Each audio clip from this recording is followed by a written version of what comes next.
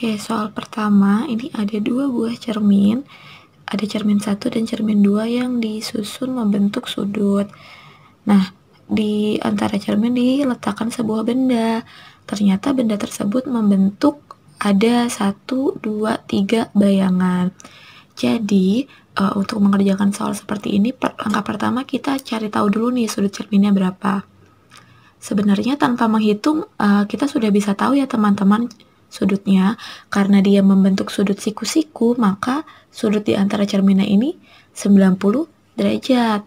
Atau untuk mengeceknya benar atau enggak nih, kita boleh hitung dengan rumus N sama dengan 360 derajat per alfa dikurangi 1. Tadi bayangannya ada 3, sama dengan 360 per alfa dikurangi 1. Nah, min 1-nya pindah ruas jadi plus 4 sama dengan 360 per alfa.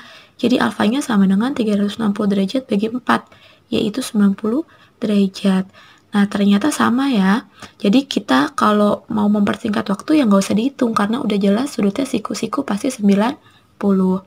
Nah, yang ditanya di soal adalah jika alfanya diperkecil jadi 2/3 kali semula, maka jumlah bayangannya jadi berapa? Jadi kita tinggal hitung aja nih, alfanya diperkecil 2/3 kali, berarti tadi dapat alfanya 90, 90 kali 2/3, yaitu nanti dapat hasilnya 60. Masukkan ke dalam rumusnya, dan kita dapatkan hasilnya nanti adalah 5 bayangan, jadi jawabannya yang A. Oke, kita lanjut ke soal yang kedua. Jadi ini masih tentang cermin datar. Ada dua buah cermin yang disusun seperti pada gambar, ada cermin 1 dan cermin 2. Dan di antaranya diletakkan benda. Nah, jika sudut cerminnya diperkecil 15 derajat, maka jumlah bayangan yang terbentuk nanti akan berapa?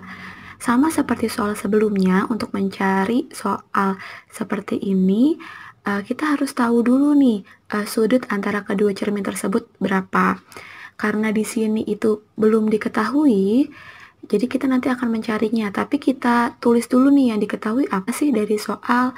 Nah, dari soal ini yang bisa kita ketahui hanya jumlah bayangannya ya. Jadi ada benda dan ada bayangannya. Bayangannya yang B aksen. Jadi kita hitung bayangannya ada berapa. Ada 1, 2, 3, 4, dan 5. Jadi kita bisa tuliskan bahwa yang diketahui jumlah bayangannya ada 5. Lalu yang ditanya, jika alfanya diperkecil 15 derajat dari semula, maka jumlah bayangannya jadi berapa? Nah, jadi langkah pertama kita cari dulu nih, N-nya itu sama dengan berapa. Masih dengan rumus yang sama, yang ini kita masukkan angkanya, tadi N-nya 5 sama dengan 360 derajat per alfa dikurangi 1. Satunya pindah ruas jadi plus, yaitu 6 sama dengan 360 derajat per alfa. Alfanya kita dapatkan 360 derajat dibagi 6. Alfanya 60 derajat. Nah, langkah kedua baru kita cari N-nya. Karena tadi di soal yang diminta adalah jika sudut cermin diperkecil 15 derajat dari semula, maka kita kurangi. Alfa yang tadi 60 dikurangi 15.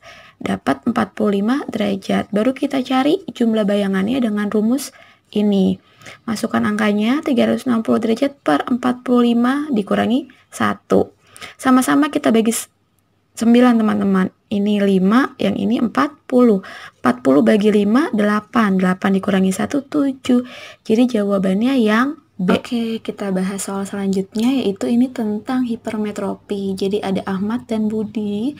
Masing-masing sudah menggunakan kacamata dengan kekuatan lensa yang berbeda-beda. Ahmad itu lensanya plus 2,5, sedangkan Budi plus 1 dioptri. Nah, yang ditanya adalah perbandingan jarak baca mereka itu berapa sih kalau nggak pakai kacamata.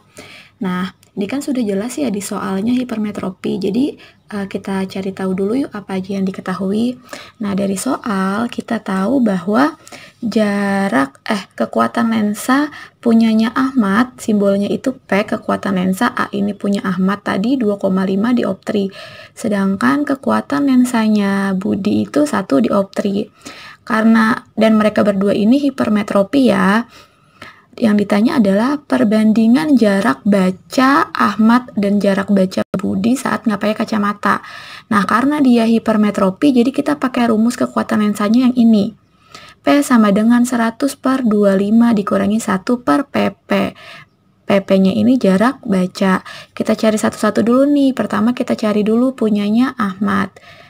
Punya Ahmad itu tadi masukin ke dalam rumusnya 100/25 min 1 per jarak baca Ahmad. Kekuatan lensanya 2,5, 100 bagi 25 itu 4, min 1 per PPA. Nah, ini min 1 per PPA-nya kita pindah ruas jadi plus, 2,5-nya kita pindah ruas jadi min, jadi 4 dikurangi 2,5, 1,5. Nah, karena yang ditanya hanya PPA-nya, jadi kita cari PPA-nya nih, jadi ditukar tempatnya. Jadi PPA sama dengan 1 per 1,5 meter. Nah, sekarang kita cari nih, punyanya Budi. P Budi sama dengan 100/25 min 1 per PPB atau jarak baca Budi. Kekuatan lensa Budi tadi diketahui di soal 1. Jadi kita masukkan 1 sama dengan 4 min 1 per PPB. Dapat nanti 1 per PPB-nya 3. Nah, PPB-nya itu sama dengan 1/3 meter. Nah, yang ditanya adalah perbandingan jarak baca antara Ahmad dan Budi. Kita masukkan aja yang tadi kita udah hitung. Ahmadnya 1,5, Budi 1/1,5, Budinya 1/3. Nah, kalau seperti ini 1/3-nya bisa kita naikkan ke atas ya, jadi dikali dan dibalik. Nah, jadi 1/1,5 dikali 3/1, dapat nanti 3/1,5. Nah, biar angkanya bulat, kita sama-sama bagi dengan 1,5. 3 bagi 1,5 itu 2, 1,5 bagi 1,5 itu 1. Jadi perbandingan jarak baca Ahmad dan Budi adalah 2/1 atau jawabannya yang B. Oke, kita lanjut membahas soal yang ini. Ini tentang pembentukan bayangan pada lensa cembung. Jadi ada sebuah lensa cembung yang diletakkan sebuah benda berjarak 15 cm. Benda ini nanti kita simbolkan dengan S ya. Lalu terbentuklah sebuah bayangan di sini yang berjarak 10 cm atau S aksennya.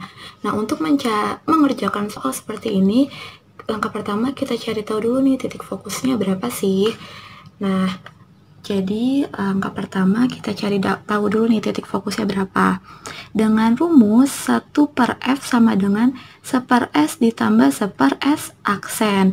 Tadi 1/S atau jarak bendanya itu 15 cm ya, ditambah 1/10 atau jarak bayangannya. Disamakan penyebutnya 30, maka didapatkan hasil 1 per F sama dengan 5/30. Berarti F per 1, karena kita mau cari F-nya aja, dibalik 30/5 atau F-nya sama dengan 6 cm. Jadi kalau kita gambarkan, awalnya bendanya di sini nih, yang jaraknya 15 cm atau S yang tadi, ini bayangannya jaraknya 10 cm. Nah, kita udah menentukan kan titik F-nya tuh berapa. Tadi udah dapat F-nya itu adalah 6 cm. Kita tentukan lagi titik 2F-nya itu 12 cm. Nah, dalam menentukan harus diperhatikan ya, kalau benda di sini 15 cm berarti 12 cm kira-kira di sebelah sini. Jadi dalam penentuannya nggak boleh asal ya. Untuk yang di sebelahnya sama, di sini 6, di sini 2F-nya 12. Lalu benda ini nanti akan digeser 10 cm mendekati lensa. Awalnya di sini nih dia digeser 10 cm mendekati lensa. Sehingga sekarang jarak bendanya hanya 5 cm. Nanti bayangan yang terbentuk tuh sifatnya seperti apa? Nah, langkah kedua kita cari dulu ruang benda dan ruang bayangannya. Dengan rumus ruang benda itu ditambah ruang bayangan sama dengan 5. Nah, ruang bendanya, tadi kan bendanya di sini nih teman-teman. Seperti yang ada di contoh soal, Ibu sudah membahas bahwa ruang benda itu ada di atas, ruang bayangan di bawah. Ruang benda 1, 2, 3, dan 4. Yang di bawah ruang bayangan 1, 2, 3, dan 4. Ternyata benda di sini itu dia masuk di ruang 1. Jadi, ruang bendanya itu adalah ruang 1. Sedangkan ruang bayangannya itu dari rumus ini kita dapatkan 5 dikurangi 1, jadi ruang bayangannya 4. Nah, bayangan itu nanti ternyata akan terbentuk di ruang 4 nih. Sifat bayangan di ruang 4 ternyata maya dan tegak. Nah, sifatnya maya dan tegak. Lalu kita cari nih bendanya diperbesar atau diperkecil sih. Nah, ternyata dari rumus ruang bayangan yang lebih besar dari ruang benda itu akan diperbesar. Kalau ruang bayangannya lebih kecil dari ruang benda itu diperkecil. Ruang bayangannya tadi 4, ruang bendanya 1, jadi 4 lebih besar dari 1, maka bayangannya diperbesar. Jadi hasil akhirnya bayangannya maya, tegak, dan diperbesar. Jawabannya yang D. Oke, sekarang kita bahas soal selanjutnya ya. Jadi ada benda yang diletakkan 15 cm di depan lensa cembung yang berfokus 5 cm membentuk bayangan sejauh 45 cm. Berapakah perbesaran lensa tersebut? Seperti biasa kita cari dulu yang diketahuinya apa. Tadi di soal diketahui bahwa jarak bendanya itu 15 cm, jarak titik fokusnya 5 cm, dan jarak bayangannya atau S-aksennya 45 cm. Yang ditanya perbesarannya, maka tinggal pakai rumus M sama dengan S-aksen per S. Masukin deh angkanya 45 per 15, atau sama dengan perbesarannya adalah 3 kali. Jadi jawabannya yang A. Sekarang kita ke nomor selanjutnya. Ini ada Henny meletakkan lilin di depan cermin cekung. Lilin tersebut berada di antara titik fokus F dan titik pusat kelengkungan cermin atau titik P. Sifat bayangan yang terbentuk adalah, nah kalau seperti ini kita harus gambarkan dulu nih. Cermin cekung itu seperti ini, dan dia punya titik fokus dan titik P. Nah, tadi bendanya oleh Henny diletakkan di antara titik fokus dan titik pusat kelengkungan cermin atau titik P. Berarti kira-kira bendanya ada di sini ya. Nah, untuk pembagian ruang pada cermin cekung, teman-teman bisa lihat di materi yang Ibu kirimkan. Ini ruang 1, ini ruang 2, dan ini ruang 3, ini ruang 4. Jadi kalau untuk cermin, ruang bayangan dan ruang benda itu sama. Kalau lensa kan ruang bayangan benda di atas, bayangan di bawah. Tapi kalau cermin sama ya, ruang benda dan ruang bayangannya. Nah, ternyata si bendanya ini adanya di ruang 2. Dan bayangan akan terbentuk di ruang berapa nih? Pakai rumus yang ruang benda plus bayangan itu harus sama dengan 5. Jadi ruang bayangannya sama dengan 5 dikurangi 2. Ruang bayangannya 3. Kita lihat kalau ruang 3 itu bayangannya akan bersifat nyata dan terbalik. Dan kita lihat nih, ruang bayangannya itu kan ruang 3, ruang bendanya ruang 2.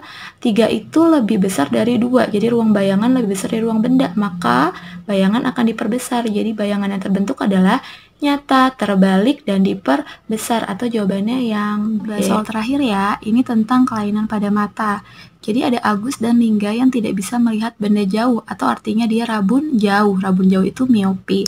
Kemudian dia pergi ke dokter dan dapat kacamata dengan kekuatan masing-masing min 1/3 dioptri dan min 1/4 dioptri. Yang ditanya perbandingan jarak titik jauh mata kedua anak tersebut. Nah, kita tulis dulu nih yang diketahui apa sih? Yang diketahui itu tadi kekuatan lensanya Agus yaitu min 1/3 dioptri. Kekuatan lensanya Lingga min 1/4 dioptri, dan keduanya itu kelainannya miopi. Yang ditanya perbandingan jarak titik terjauh. Nah, karena miopi kita pakai rumus P sama dengan min 1 per PR. Kita cari dulu nih punyanya si Agus dulu. Kekuatan lensa Agus tadi min 1/3, dimasukin angkanya min 1/3 sama dengan min 1 per PR. Minnya kita coret aja nih karena sama-sama min.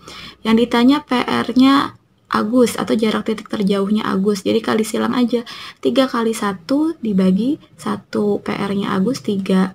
Begitu juga dengan cara yang sama cari punyanya Lingga.